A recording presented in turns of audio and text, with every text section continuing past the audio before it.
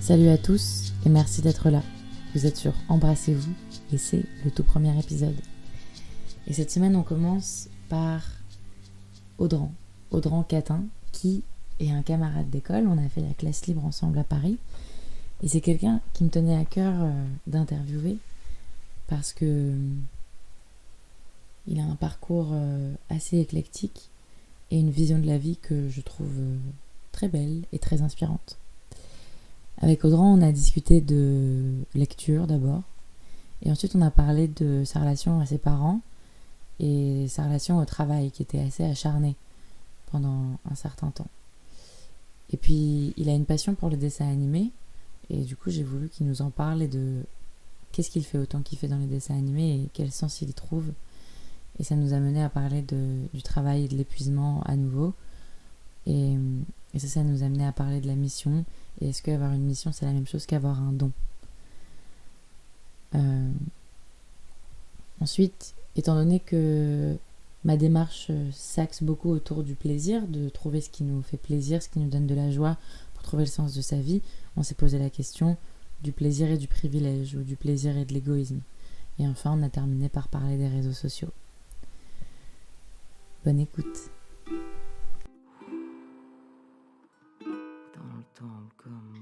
Salut Audran. Bonjour. Je vais commencer par te demander ce que tu lis en ce moment. Germinal, de Zola. Ah, C'est incroyable. Vraiment, je goûte tous les mots. C'est vraiment magnifique. mais ça parle de quoi ?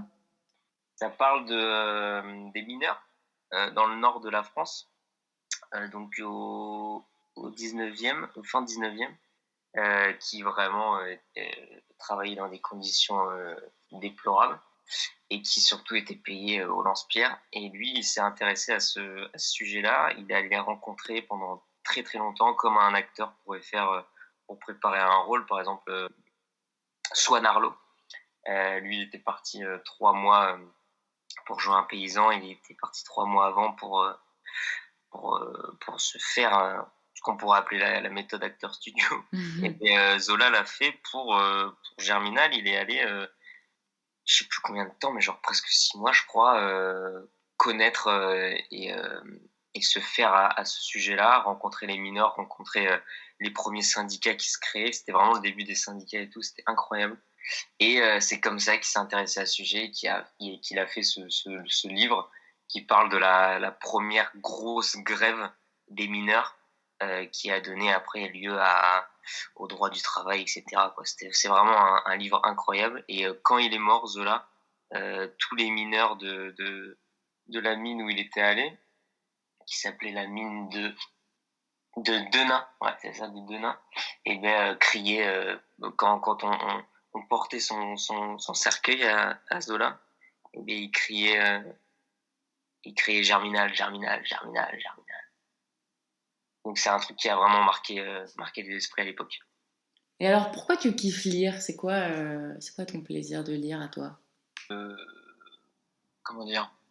Les premières fois, quand j'ai découvert la lecture et du coup même l'art en général et puis l'actorat et tout, c'était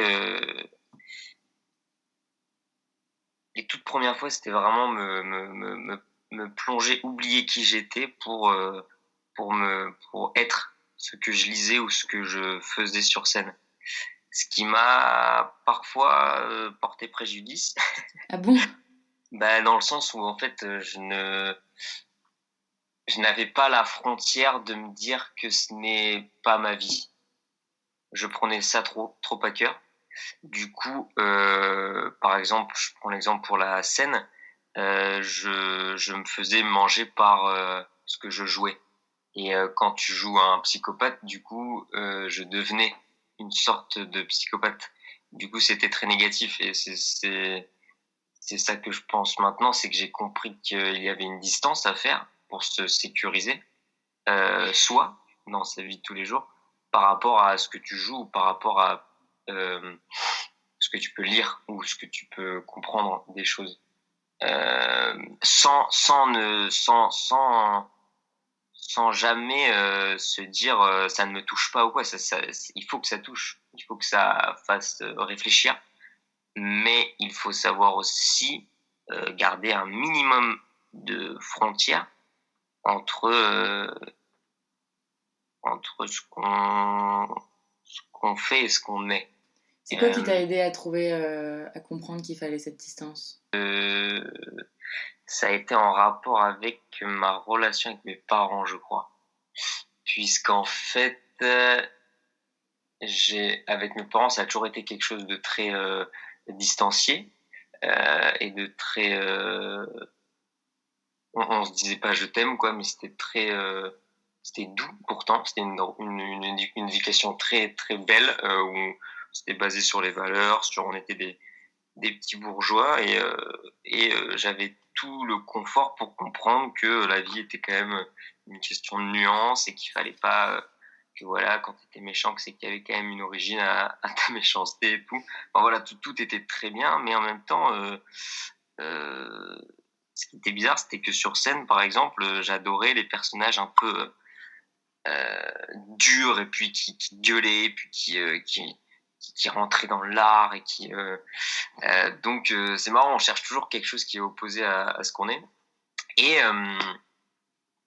j'étais très révolté par j'avais envie que mes parents me disent je t'aime et tout et j'étais je comprenais pas, quoi, je leur en voulais de un truc je les trouvais trop sages, trop et puis je sais pas, il y a eu un déclic avec je ne sais pas quoi au fur et à mesure des années, quoi, comprenant qu'en fait mon père, par exemple, me disait je t'aime avec juste le fait de poser sa main sur mon épaule, quoi, et que c'était sa manière à lui. En fait, j'étais trop égoïste, je me connaissais pas assez, et pourtant je me connaissais pas assez. Je me connaissais pas assez pour m'ouvrir aux autres, en fait. Donc j'ai dû faire un gros travail sur moi-même euh, en essayant de comprendre que tout ça, enfin, pour essayer de comprendre les autres, ouais, il fallait que je me comprenne moi-même. Du coup, ben, pendant 1 an, en fait, j'ai, j'ai fait le bourrin, que j'ai travaillé. C'était quand j'étais au cours du foyer. Et je me suis enfermé à prendre des textes, à faire une ascèse, quoi, tu vois, un ermite dans sa grotte, pour me couper du monde, pour en fait après l'étreindre mieux. C'est-à-dire que il y a une phrase comme ça, c'est tu fais le tour du monde pour au final revenir à la maison, quoi. C'est Orelsan. C'est ça. D'ailleurs, dans ce que tu disais, je pensais à Jazzy Bass et c'est un truc auquel je pense tout le temps. C'est je m'entraînais comme un samouraï dans son dojo. Ouais, c'est ça. Ressort de la broussaille incassable comme le roseau. Ouais, exactement. C'était vraiment ça, quoi. Une espèce de moine. Et c'est quoi les choses qui te font vraiment kiffer ou qui te font vraiment plaisir dans la vie? Je sais que tu kiffes les dessins animés, par exemple. Les dessins animés? Ouais, par exemple, mais je sais pas. Ah, si, moi, les dessins animés, c'est ma vie. Non, mais parce que plus ça va, plus en plus, tu sais, on regarde beaucoup de films dans notre métier. Enfin, on s'informe beaucoup de ce qu'on fait, de ce qui se passe dans l'art, quoi, en général. Du coup, on lit beaucoup, on regarde beaucoup de films, machin, etc. Et du coup, parfois, il y a des frontières. Enfin, je sais pas toi, mais moi, parfois, il y a des moments où je suis obligé de faire des coupures avec tout ça parce qu'en fait, on se rend compte qu'on n'a plus ce qui nous a fait kiffer à la base. C'est-à-dire qu'on a des espèces de ce qu'on pourrait appeler un défaut professionnel, quoi, de tout analyser, que ce soit, enfin, que surtout dans la technique, en fait. Du coup, tu n'as plus du tout l'essence de l'art qui te surprend. Et ouais, t'analyses tout, quoi. Du coup, j'ai besoin de faire des breaks et je me rends compte que là où je ne suis jamais déçu, c'est les dessins animés, quoi. Vraiment, les dessins animés, c'est un truc qui fait que t'as tout, en fait. Tu peux tout exprimer par un bonhomme dessiné. D'ailleurs, je conseille le documentaire sur Miyazaki qui est en ce moment disponible et tout, c'est mais incroyable parce que tu vois toute la création de ça justement et que lui ne peut vivre que par ça et que comme il se sentait pas utile quoi dans ce monde quand il était môme, il était tout petit, il était tout naze et il se sentait vraiment inutile. Et il s'est rendu compte que faire des dessins pour faire comprendre des choses aux gens, c'était ça lui sa mission. Et du coup, on le voit, c'est un homme mais tellement, on sent qu'il est touché, il sent qu'il a comment on appelle ça déjà, un devoir d'utilité publique pour divertir les gens quoi. C'est un truc de ouf et il le prend tellement à cœur que du coup parfois il est dans les 2 derniers mois où il sait qu'il doit rendre son film et tout mais on le voit dans le documentaire il est exécrable dans le sens irritable et dans le sens où il prend tellement ça à cœur que ouais voilà il peut envoyer chier les gens mais d'une force inhumaine et puis surtout couper tout le 3/4 de son film et, au dernier moment pour tout réécrire en une nuit quoi l'espèce de grand feu intérieur comme ça qui fait que parfois on est tellement pris dans ce qu'on fait quoi dans la passion de ce qu'on fait que c'est un truc auquel tu t'identifies toi? Ouais là tu vois par exemple sur le projet là sur lequel on est en ce moment là avec des amis pour le théâtre ouais là je me suis rendu compte là j'ai eu 2 jours frénétiques mais complets quoi de fièvre et tout tu sais où je me suis dit limite j'ai le corot quoi et mais j'écrivais grave et tout enfin c'était fou c'était vraiment incroyable et là j'ai une redescente et du coup la redescente ça fait peur en plus parce que du coup t'as l'impression que tu vas jamais y retourner et que tu perds t'as une flemme un peu enfin un truc de putain j'étais tellement dans un truc incroyable que là j'ai eu les retours de mon metteur en scène entre guillemets et limite ça casse un peu parce que du coup tu te dis je vais y retourner et en même temps ce que j'ai fait ça m'a plu du coup voilà et là j'ai regardé le documentaire sur Miyazaki et lui pareil mais pendant vraiment un mois il ne fait rien il dit mais ça ne va pas mon projet est en veilleuse quoi complètement et derrière t'as la deadline de tous les producteurs qui lui disent poto faut que tu nous rendes des croquis dans 2 jours quoi il dit ouais j'ai laissé veiller le truc parce que je ne vois pas où ça mène quoi et ça veut pas dire qu'il ne fait rien hein, mais sur le papier il y a rien mais alors dans sa tête ça doit être un bordel mais laisse tomber quoi. Du coup c'est bien ça rassure tu te dis que t'es pas tout seul. Donc c'est marrant que tu parles de tout ça c'est que finalement c'est lié ces questions-là avec les questions de c'est quoi avoir un don parce que toi tu parles d'une mission là et d'un appel qu'il a ouais et c'est aussi y a une corrélation avec un don non? Ouais clairement mais ça tu vois c'est vraiment une question de toujours je pense hein, mais auquel je ne sais pas encore répondre mais je pense que ouais je pense qu'il y en a qu'il y a certaines personnes qui ont un don clairement Mais pas tout le monde. Et que tu peux aussi très bien faire ton métier ou ton art en n'ayant pas forcément un don mais en ayant une abnégation ce qui est terrible c'est avoir la jalousie de quelqu'un qui a le don alors que lui aussi bosse et qu'il fait des choses extraordinaires dans le sens prenons un exemple moi j'ai vu des gens au théâtre dans mes cours parfois c'était au cours Cochet je me rappelle d'ailleurs paix à son âme il est mort il y a 2 jours Mais non. Du coronavirus en plus. Et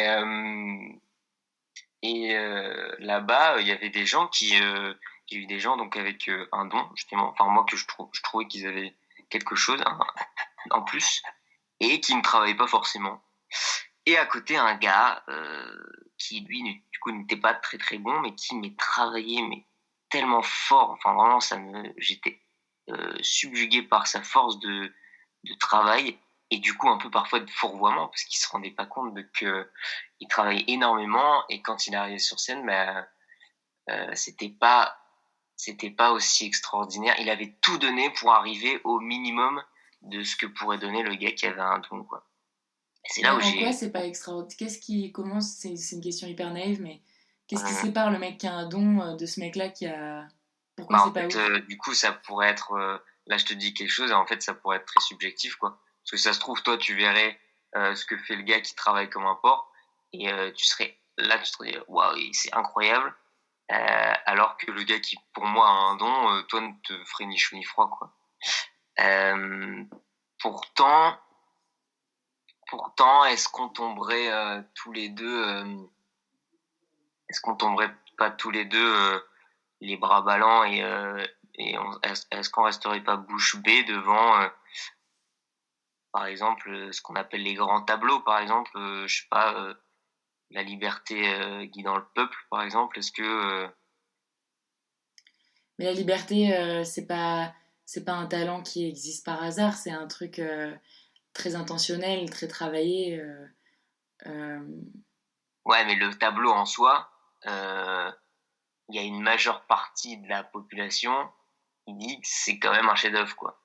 Alors où on place ça, tu vois? C'est vraiment, moi je me posais des questions. C'est que c'est terrible en même temps parce qu'il y aura une personne, la personne qui infirme la règle, quoi. Mais il faudrait trouver ce truc pour trouver l'exemple. Il faudrait trouver un truc qui soit le fruit de très peu de travail et d'une intention hasardeuse et qui soit le fruit d'émerveillements hyper communs.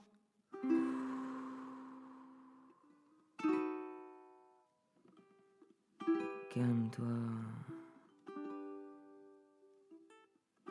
Dans le temple comme un Bouddha. Être conscient de tout ce qui se passe et que il y a certaines choses qui sont très tristes et très graves, mais travailler de son côté à son petit travail pour essayer une pierre après l'autre, quoi. C'est quoi l'inverse de l'absurdité pour toi? L'inverse de l'absurdité, ce serait un réalisme trop raisonnable, peut-être.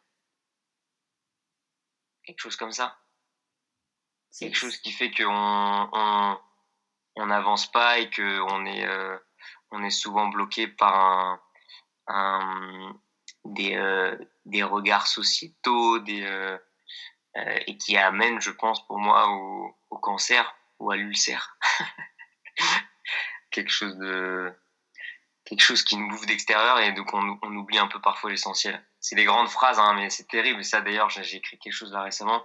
Je me suis rendu compte que les grandes phrases sont devenues des grandes phrases parce qu'on les a vulgarisées et que c'est devenu des grandes phrases alors que c'est vraiment des trucs qui, quand tu les dis sincèrement et que tu les comprends, c'est des phrases de sages, c'est des phrases de... Mais quoi comme grande phrase? Hein? Mais quoi comme grande phrase, par exemple? Bah, par exemple, ça, retrouve l'essentiel en toi, tu vois, un truc comme ça. Ou trouver l'équilibre, ou... Ouais, trouve l'équilibre, ouais, tu vois, ou le petit scarabée est plus grand que la montagne, enfin, j'en sais rien, mais tu sais, des trucs qui font que ça paraît ridicule, mais qu'en fait... ouais. Parce qu'on les a vulgarisés. Mais si ça devait arriver, si c'est arrivé, c'est parce que ça devait arriver, des trucs comme ça. Voilà. Et en même temps, je me remets toujours en question et je me dis que cette réponse-là est très simple, mais qu'en même temps, bon, c'est ultra compliqué. C'est ça qui est marrant. C'est pour ça, en fait, je trouve ça tellement parfois fou ce qu'on peut débattre sur tout ce qu'on est, quoi, que l'humour, en fait, est très importante. Et en fait, c'est ça, c'est que l'absurde rejoint aussi l'humour. C'est essayer parfois ouais, de se marrer, quoi. Ouais. J'aime bien Bah, ça. de se marrer et je crois que euh, si tout ça est absurde, et donc autant se marrer, et puis aussi autant se faire plaisir en fait. Et est-ce que ce plaisir qu'on trouverait, ce serait pas le seul indicateur de ce qu'on est censé faire dans la vie? Et ça nous revient à ce qu'on disait plus tôt, du fait d'avoir un appel ou une mission ou une contribution. On a aussi la chance de pouvoir dire ça. C'est-à-dire que certains ne peuvent pas justement aller dans cette conquête du plaisir. Tu vois ce que je veux dire? Pourquoi? Bah parce que comment dire ça, putain. On est privilégié quand même par rapport à notre situation sociale, je pense, et que on peut se poser des questions par rapport quand même au confort. On peut se les poser ces questions. Enfin, et tout le monde se les pose. Je suis d'accord. Et tout le monde rêve de ça. C'est le bonheur, je pense, de tout à chacun.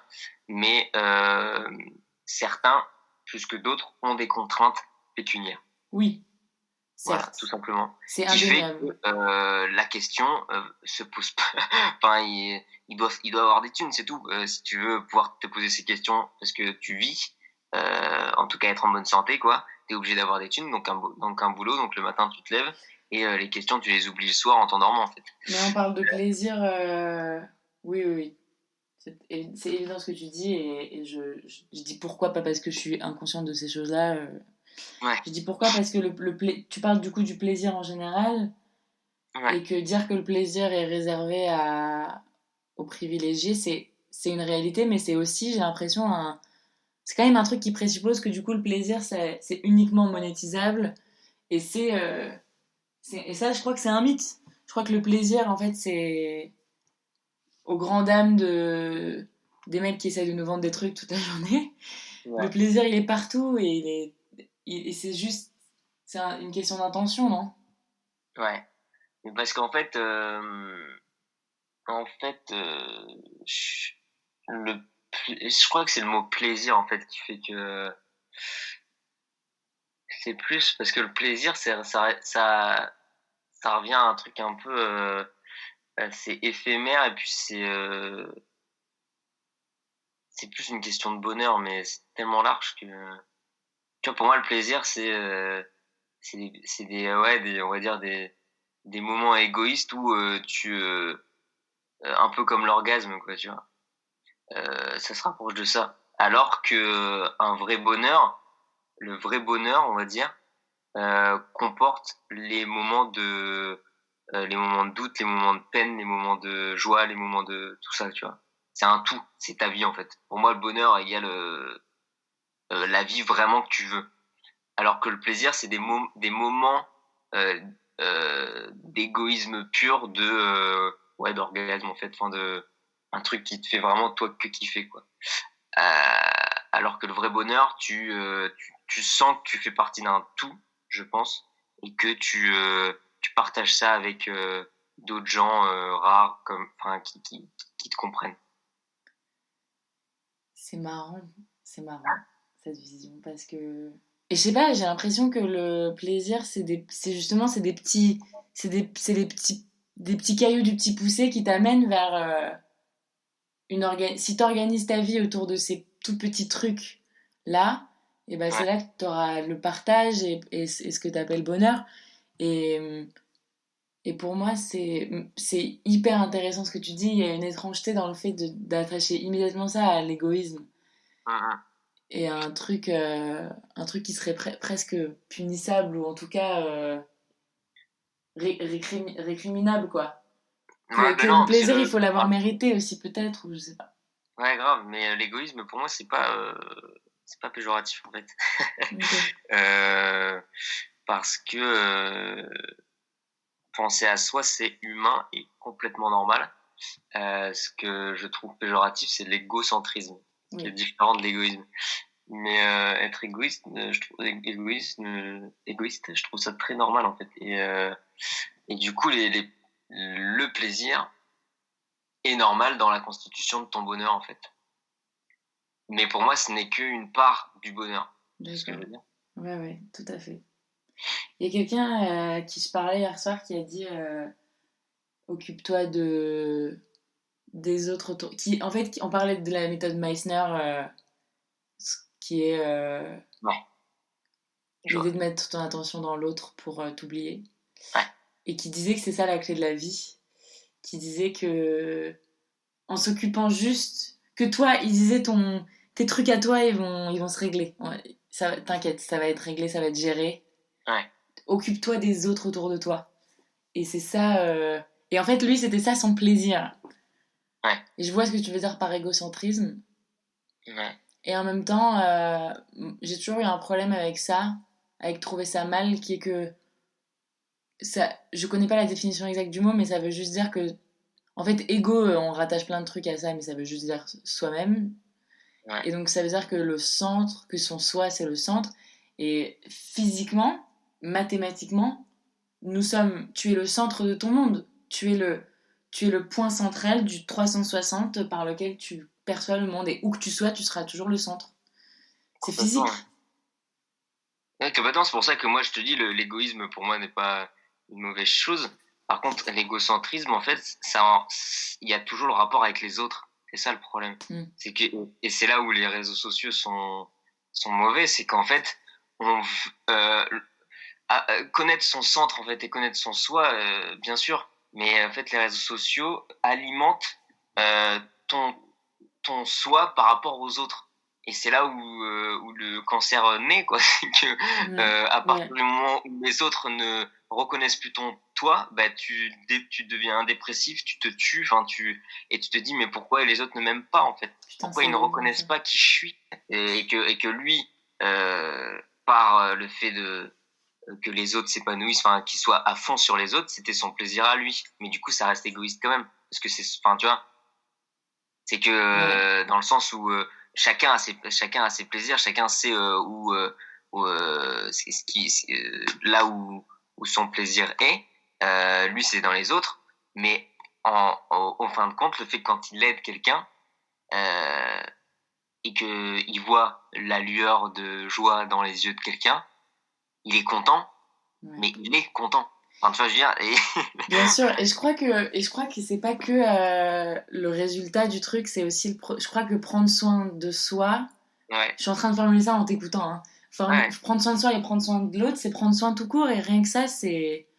Tu vois, dans la vie, on peut prendre soin ou on peut faire d'autres trucs. Et prendre soin, ça fait partie des trucs qui. Grave. C'est vrai, c'est gratifiant de ouf. Ouais, de ouf. Non, mais ouais.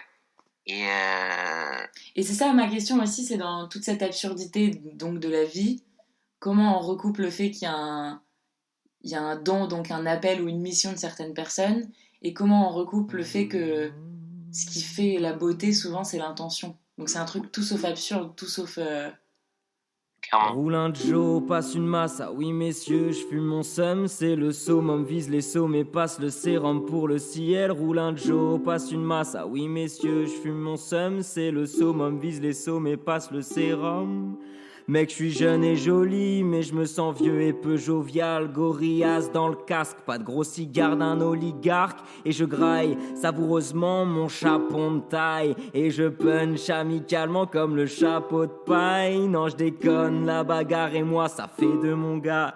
J'aurais beau bouffer 10 steaks, j'aurais rien dans les bras. Mais j'ai tout dans les doigts, une plume froide comme Hypercute. Ben, je pense que du coup, si on en vient à essayer de théoriser tout ça, c'est que est-ce que ceux qui ont entre guillemets un don et qui s'acharnent là-dessus, est-ce qu'ils prennent plaisir à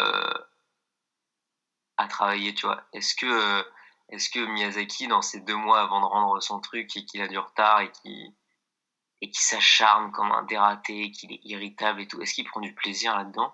Ou est-ce que il se sent tellement une charge d'un truc comme Dieu, disons, où il est appelé et tout, qu'il subit ça?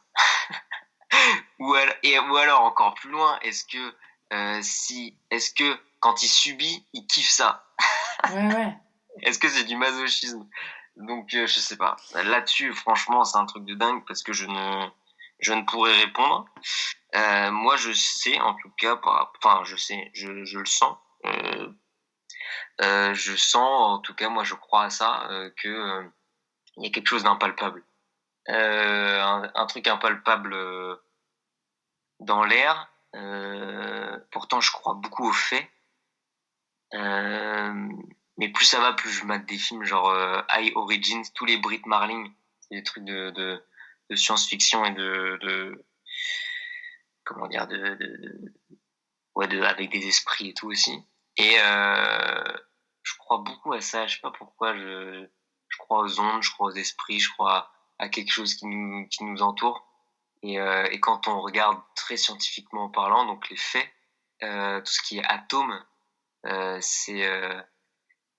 se rapproche de ça en fait. Donc en plus c'est marrant dans le film là, High Origins, c'est une meuf qui justement croit que à ça, mais qui elle est ultra chez-père. Elle dit, elle parle des vies qu'on a eues, etc. Enfin, elle est dans un truc très comment on appelle ça, métaphysique, et elle sort avec un biologiste qui analyse l'œil et qui lui il dit je crois aux faits, quoi, aux données, aux data. Et à un moment donné et donc ils sortent ensemble, et donc ils sont toujours en conflit en conflit, et dès qu'ils sont en conflit, c'est marrant parce que c'est très doux, et comme ils s'aiment, il y a ce facteur d'amour qui fait ils finissent toujours par s'amuser de leur conflit. Et il y a un moment donné où ils tombent d'accord, entre guillemets, où le biologiste dit je suis d'accord avec le fait que on se connaissait peut-être d'avant, parce que quand le Big Bang a explosé, quand il y a eu le Big Bang, tous les atomes dans l'univers se sont tous confrontés, quoi, se sont tous tapés dessus, quoi. Et donc il s'est dit peut-être qu'à ce moment-là, nos 2 atomes, ou alors des atomes qui sont à présent dans nos 2 corps, se sont beaucoup vus et beaucoup confrontés. Et donc c'est peut-être de là que vient notre vie antérieure commune. C'est trop chou. Et je sais pas pourquoi je parlais de ça, c'est que voilà. C'est trop marrant parce que moi-même je me souviens plus de ma question initiale, mais dans mes prochaines questions je voulais te faire parler quand même. J'ai envie de t'entendre parler de l'amour et du couple parce que je sais que c'est un truc, je sais plus combien de temps on se connaît toi et moi, mais je sais qu'on est différents là-dessus et c'est un truc qu'on n'a jamais eu cette conversation, mais moi je suis quelqu'un qui est très intrigué par les gens qui sont capables. Si, on avait un peu parlé à une soirée chez toi, vite fait. Mais voilà, j'avais quand même envie de t'entendre parler de c'est quoi pour toi le couple et l'amour, et si c'est 2 choses différentes ou... Moi, juste là d'où je viens, c'est que j'ai l'impression que le couple c'est souvent asphyxiant, et j'ai l'impression que t'en as une expérience qui est à l'opposé de ça, et ça m'intéresse beaucoup d'entendre parler de ça. J'ai tout très très simplement, j'ai eu une relation qui m'a défoncé, et donc forcément j'ai été très noir dans mes idées, et du coup l'amour n'existait plus trop pour moi. C'était le travail, l'amour du travail. Du coup je me suis plongé dans l'amour du travail plutôt que de l'amour d'une personne. Le couple, je sais pas trop, ça a évolué beaucoup parce qu'après du coup j'ai rencontré une autre personne qui est ma compagne actuelle, et avec qui du coup il y a eu beaucoup de péripéties, puisqu'en fait tout ça était lié à des traumas quand j'étais jeune, et que quand en fait tu arrives à tout régler, en tout cas surtout à parler, parce que la parole est très importante. Maintenant, j'ai trouvé la personne qui est du coup mon ami et mon amour, donc qui est ma compagne, donc qui m'accompagne dans la vie et qui en même temps est toujours la relation passionnelle est toujours présente, quoi. Et c'est tellement vaste. Tellement vaste.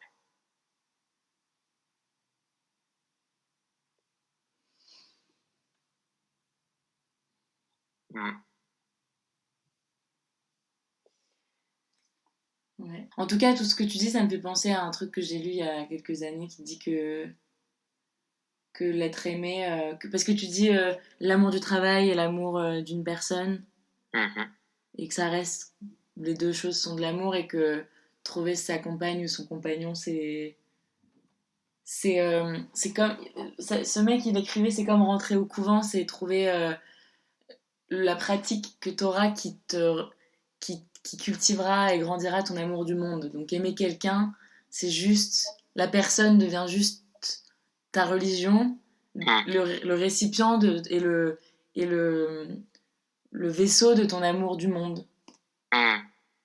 Et je sais pas, ça me fait penser à ça. Non mais clairement, et que surtout ça te sauve, ouais, en fait. Moi je pense. Ça te sauve de quoi? Justement ça te sauve de trouver ça flip. Enfin, comment dire, ça te permet de rigoler de l'absurdité de la vie, comme de ce qu'on disait tout à l'heure. Ouais. Par exemple, j'ai regardé le film Snowden là tout à l'heure, et justement il se rendait compte que lui qu'il y avait que la majorité des personnes étaient heureux en étant ignorants de tout ce qui se passait avec le gouvernement qui nous surveillait et tout.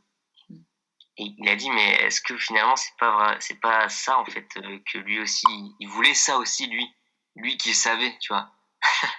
ça en vient à la question qu'on se posait tout à l'heure sur par exemple Miyazaki. Est-ce qu'il est heureux quand il subit, puisqu'il sait, tu vois, pour moi il a ce don là, donc il sait un truc que d'autres ne savent pas. C'est ça peut-être le don, tu vois. Est-ce que quand on sait quelque chose, on n'est pas plus malheureux, je ne sais pas si c'est le bon terme, que quelqu'un qui serait ignorant et qui serait heureux, quoi. Je pense pas. Moi je pense que, comme je disais tout à l'heure, c'est le bonheur, c'est toutes ces composantes là. C'est aussi savoir quelque chose. Le plaisir, c'est différent.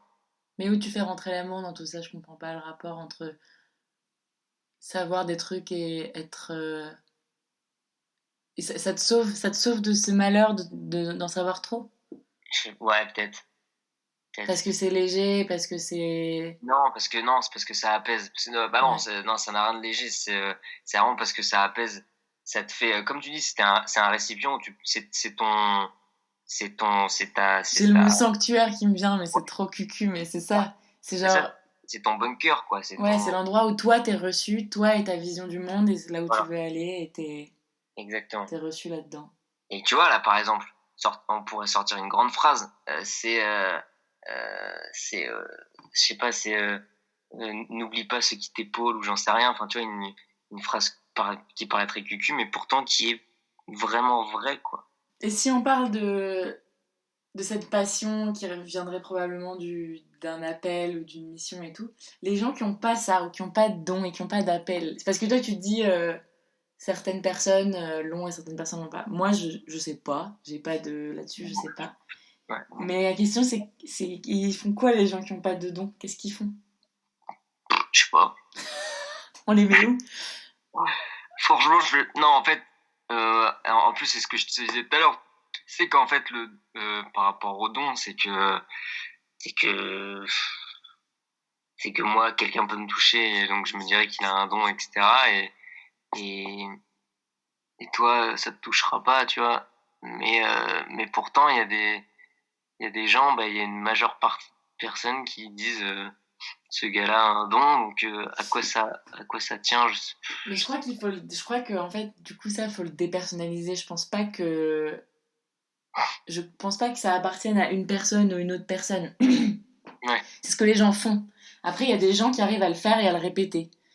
Et ce qui trouvent un endroit, en fait, j'ai des formulations qui me viennent et que je censure, mais là, j'allais dire du dialogue avec le monde, de la conversation qu'ils ont avec le monde, comme Miyazaki, il trouve quand même un endroit de génie. Et certes, il est habité à la base par ce génie, mais il trouve cet endroit de conversation et puis ça vient pas forcément avec la reconnaissance, parce qu'il y a tous les mecs comme Van Gogh qui ont jamais été reconnus et qui pourtant, ce mec a passé sa vie seul à faire de la beauté tout seul, même s'il est dans la douleur et dans... Parce qu'il sait ce qu'il fait en fait. Non, il sait pas ce qu'il fait, mais il sait qu'il a un truc à faire, quoi. C'est ça. Ça, je pense que c'est la plus belle richesse. Exactement. Mais du coup, ouais, donc du coup, ça se rapproche du don. Ouais. Je pense qu'il n'y a pas plus grande tristesse pour l'humain que d'être là pour aucune raison particulière. Mais pour cette raison, j'ai du mal à affirmer qu'il y a des gens qui n'ont pas de don et des gens qui n'ont pas de mission. Je pense que...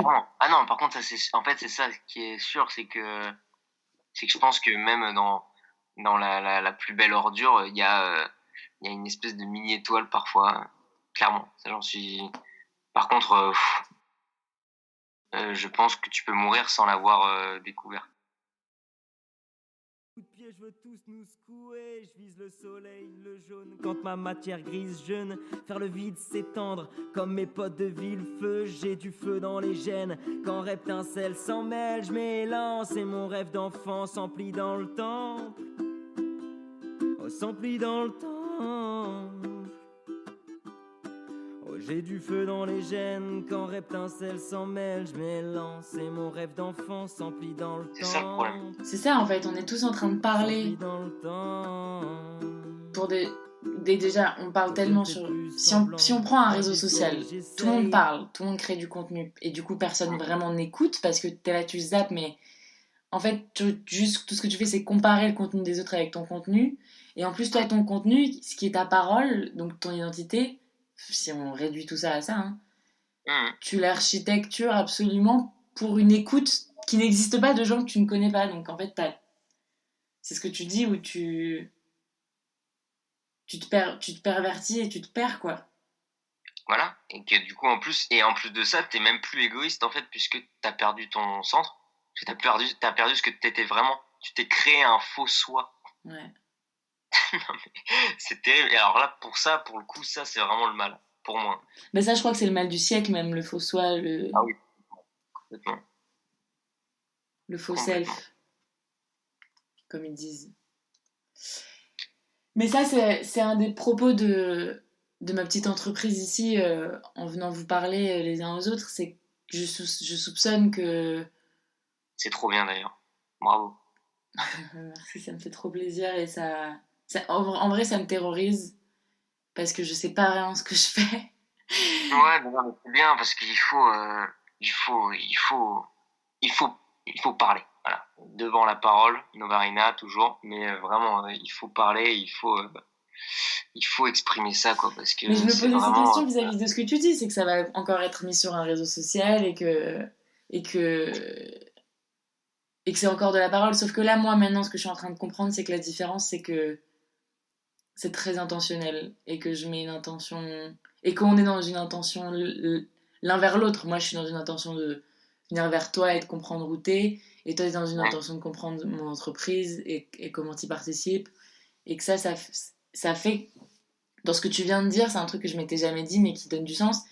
Qui est qu'on est, depuis notre centre chacun, juste à aller vers la réalité de l'autre.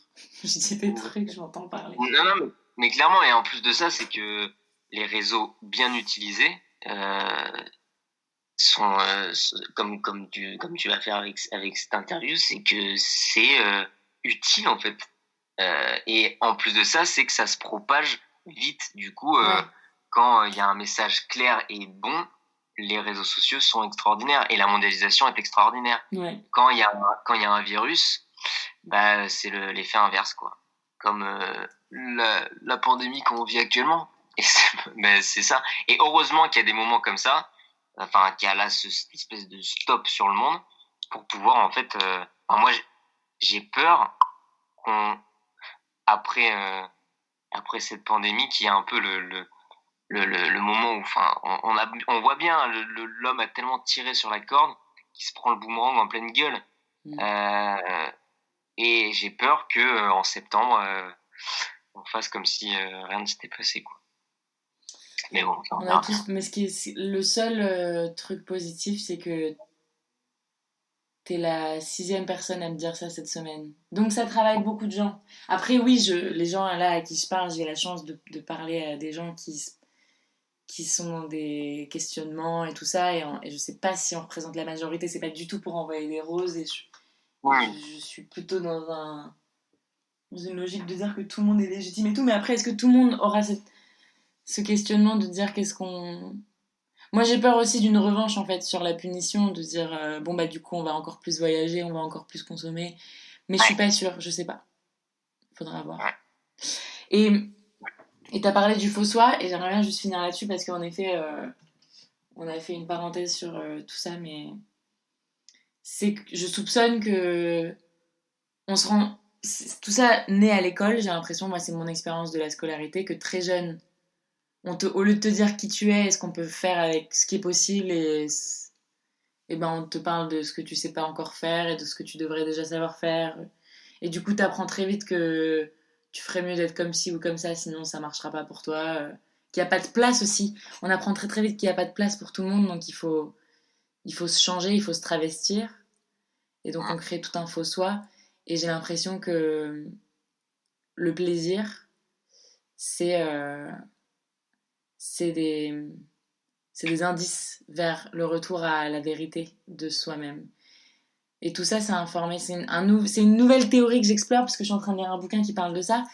Et j'ai écouté un poète irlandais avant-hier qui dit que Dieu, c'est la beauté. Ouais. Et donc dans tout ça, ça change tout. Ça veut dire que Dieu, c'est pas le mec qui sait faire les trucs, qui décide, qui prend les décisions et qui invente. Ça veut dire que Dieu, c'est juste ce qui est beau, et que les poches de plaisir, c'est les petits cailloux qui peuvent nous mener à Dieu, et que le faux soi, c'est ce qu'on a créé par peur. Mais c'est ça ma grande question, c'est de quoi on a peur et pourquoi on a aussi peur de tout ça. Parce qu'on sait pas ce qu'il y a après, en fait, tout simplement. C'est vraiment aussi con que ça, mais enfin, c'est con et en même temps compliqué, mais c'est ça, je pense. Hein, c'est juste que l'ennui il vient de la peur de mourir, hein, tout simplement. On sait pas ce qu'il y a après, et que même et que quand on est religieux, on se rassure avec un paradis et tout. Mais comme maintenant la religion n'existe plus, enfin majoritairement chez la majeure partie des gens, on s'occupe, mais tu meurs et après quoi, tu vois. Parce qu'en dehors de rigoler et de défier, de tromper l'absurdité, il y a pas un autre sens. Tu crois que les humains, on est juste là parce qu'on est là, et que c'est peut-être ça qu'on a le plus de mal à accepter? Si, ouais, mais alors pourquoi on est là? Enfin, on est là parce qu'on est là, mais je sais pas.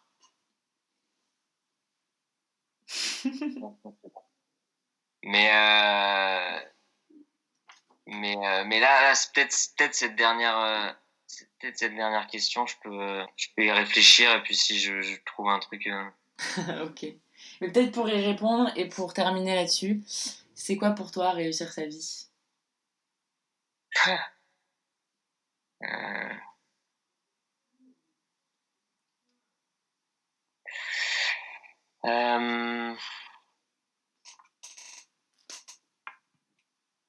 Comme je t'ai dit, avoir fait le tour du monde pour revenir à la maison. Je pense. Et en fait, c'est tu sais quoi, je vais citer encore ce bon vieux Novarina. C'est d'écouter le monde entier appeler à l'intérieur de nous. Voilà, c'est ça, c'est comme Orelsan disait, faire le tour du monde pour revenir à la maison. Ok. Et merci infiniment pour cette conversation qui était très très très intéressante. On sait qu'en fait la vie est belle, mais on préfère s'en faire pour nos enseignes. Fatima, etc. Ma foi, pas besoin de miracle de foire. En fait, l'effort au quotidien, c'est une coutume chez mes anciens. À l'ancienne dans le besoin, actuellement dans la besogne. Des fronts suants pour des sous dans la besace. Machination, c'est regarder le monde avec des mèches dans les yeux. On passe notre temps à se faire diriger. Ah merde, je comprends qu'on ait du mal à le digérer. Je crois en toi, je crois en moi, je crois en vous. Je crois en nous, je crois en eux tant qu'il y a Dieu. Je crois en toi, je crois en moi, je crois en vous. Je crois en eux. Tant qu'il y a Dieu, je veux de l'effort dans mes attributs, le karma comme une habitude, et crier fort ou méditer dans toutes les tribunes de l'effort. Dans mes attributs, le karma comme une habitude, et crier fort ou méditer. Faut qu'on décampe de la vie de fée, les éviter me paraît inévitable. Check ma fable et ma flemme de la raconter. Je veux juste m'en aller, méditer, m'éveiller, faire le reste à pied ou comme haut, survoler la vallée. Survoler la vallée.